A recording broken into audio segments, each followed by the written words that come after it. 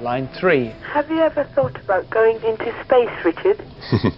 If you're building a spacecraft, I'd love to come with you on it. So began Virginal tycoon Richard Branson's long journey from weightlifter of women to soothsayer of space. In a year's time. In the last few months. Early next year, very few months. Sometime next year. By the end of the year, we should be taking members of the public into space. But we're still waiting. So why are there still no tourists in space? Apart from this guy. The history of space exploration has been dominated by governmental agencies in Russia and the US, but the new millennium was supposed to herald the commercial space age. Private companies helmed by billionaires like Branson, Jeff Bezos and Elon Musk have spent the intervening years talking up their wildly different technologies. So which type of space travel are we talking about? Here's the Earth with some random things of increasing height on it. A man, a giraffe, the Tianzi Garden Hotel. When we get to mountains, height magically becomes elevation, and here's an aeroplane operating at such an elevation it becomes altitude. Here's Richard Branson waving from a hot air balloon. Hi everybody. You have to get up here before NASA will call you an astronaut, despite the arbitrary yet globally acknowledged boundary of space, the Kármán line, being here. It's an altitude that Virgin Galactic haven't guaranteed, but Bezos and Blue Origin have. Both companies are therefore working on suborbital spaceflight. To get into orbit, you have to be all the way up here, along with the International Space Station, Sputnik and Starlink. For reference, here's the Moon, here's Mars, and here's the Tesla. Suborbital was seen as the first step, and this would start to generate income for companies on which they could build new transportation systems and have eventually orbital flights. But shouldn't this have happened by now? Virgin Galactic's notoriously publicity-shy leader certainly thought so, but optimism bordering on hubris is nothing new in the space industry. We choose to go to the moon! The space race itself was basically a cosmic propaganda war, but in the late 60s the lines between fantasy and reality began to blur. Flying high on their completely fictional successes in the burgeoning industry as depicted in 2001: A Space Odyssey, Pan Am were quick to offer bookings for the first Moon Flights Club. Well, I have here a reservation for a flight to the moon. 93,000 names went on the waiting list for trips projected to fly around the turn of the millennium. And they may well have done, had Pan Am not gone bust 9 years earlier. Meanwhile, hotel chain Hilton had serious hopes for some form of lunar B&B. Well, right now that's not an actual destination. That wasn't the point. I said I wanted Hilton on the moon. Nowadays, of course, Hilton has 2 moon hotels. Unfortunately, they're both just outside Pittsburgh Airport. It wasn't until the early 1980s, when NASA unveiled its new shuttle, that the first civilians in space became a serious proposition. Today I'm directing NASA to choose as the first citizen passenger in the history of our space program, one of America's finest, a teacher. There were some people that were against it. They felt it was a political stunt by Ronald Reagan because it was an election year. But it opened things up. It made people start to think, boy, if a teacher can fly, maybe someday I can fly. But it was not to be. The Challenger disaster of 1986, which killed winning teacher Krista McAuliffe and her crewmates, effectively ended the program. It took a long time to kind of process all that. You know, were we wrong to fly a teacher? Was it too early? If NASA wasn't going to fly a civilian to space, could anybody else help? Ah yes. In 2001, American entrepreneur Dennis Tito blasted off to the ISS aboard the Russian Soyuz rocket.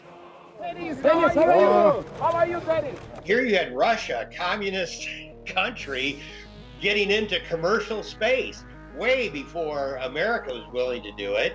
And I thought the fact that somebody was willing to spend millions and millions of dollars of their own money to go actually showed the value of space flight. But was this actually tourism? I really don't like the term space tourist. Anousheh Ansari travelled to the ISS aboard the Soyuz rocket in 2006, becoming the 4th and first female private citizen in space. I would much rather call it space explorer or some other term that fits the danger involved, the training and preparation involved. It's a fair point. Dennis Tito and his ilk had far more active roles in their trips than, say, Yuri Gagarin, who was very much a passenger as well as a pioneer. Although both Boeing and Elon Musk's SpaceX are currently working on returning paying customers into orbit, such trips bear no resemblance to our cultural understanding of what tourism looks like. At the end of the day, if you pay $50 million to go into space, you can call yourself whatever you want. But the first 7 self-funded space cadets did not herald a new dawn. When we quit flying shuttle, we didn't have any way to get astronauts to the space station. Instead of flying tourists, Russia decided they're going to make those seats available for America because they could actually charge more. For regular civilians who still dreamed of space travel, the private sector was showing signs of life, propelled by the Ansari-sponsored X Prize. People would tell me I'm crazy, that this is not possible. Large governments spend billions of dollars and we're asking people to build spaceship literally in their garages. But that spirit of entrepreneurship told me otherwise. In 2004, Spaceship One, designed by aviator Burt Rutan, became the first private crewed vessel in space. The X Prize had a winner. And so it seemed did the commercial space race, with a new company, Virgin Galactic, promising to take Rutan's technology to the masses, or at least those with $250,000 burning a hole in their pockets. So why are there still no very rich tourists in space? Because it still remains to be expensive.